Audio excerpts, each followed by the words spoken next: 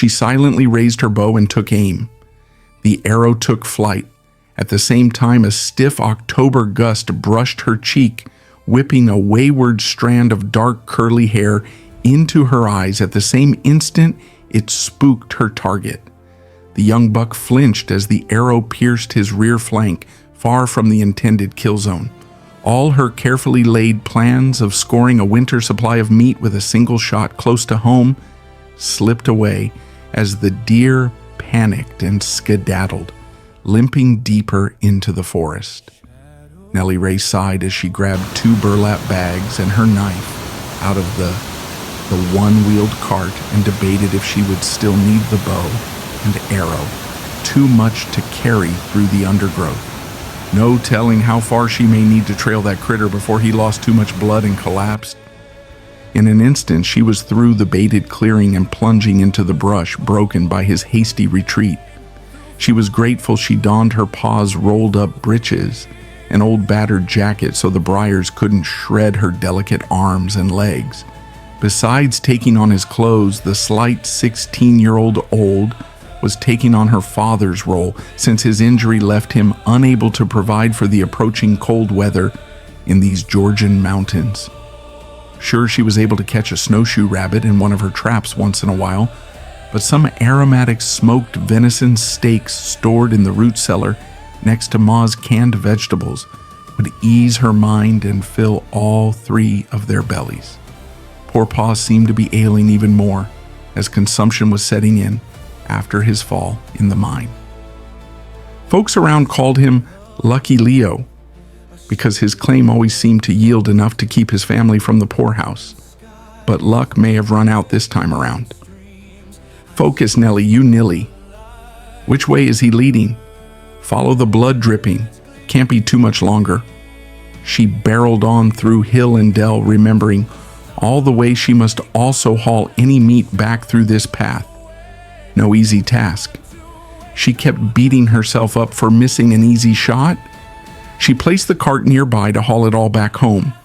Now she would have to field dress as much as she could, fill the 2 bags only as full as she could carry, and hopefully make another trip back before some other predator claimed her catch. Her heart and hope plummeted, realizing the injured animal was heading toward her neighbor's property. "Don't cross the creek, please. Don't cross the creek," she whispered to him. On the other side of the bordering creek sat Otis Crawford's dilapidated homestead. All the folks in the county suspected any corn the reluctant farmer grew went into making moonshine, because Otis was forever intoxicated, yet rarely seen buying any store-bought hooch. His only family, a teenage son, went wanting for everything except black eyes and bruises. Cody was ready to strike out on his own the first chance he got, but his dad kept him feeling guilty and obliged to do his bidding. Nellie knew if her near-dead piece of meat fell on Otis's land, he would claim it as his own. She prayed that wouldn't happen. Her prayer went unanswered this time around. The deer staggered through the shallow creek bed and fell dead at last. Maybe she could make quick work of the carcass and get her portion before Otis discovered her. It would make no difference to him seeing her arrow still attached. On her way across the creek, a familiar twitch made her look down, and sure enough, a shiny piece of rock caught her eye. She stooped long enough to dig it out of the silt and pocketed it. Nellie made quick work, selecting the finest cuts she could to fill her bags, knowing she probably wouldn't be able to return to claim the rest in time. She was stepping back through the creek when she heard the click. "Stop, thief, or I'll shoot." "Mr. Crawford, I'm no thief and you know it." She stopped cold in the water. "I see you killing and gutting a deer on my property and making off with the meat. That makes you a thief, and I have every right to shoot you, little girl. I crippled the deer near my house and followed it here. You can tell that's my arrow. And you can come look at the trail of blood if you need more proof.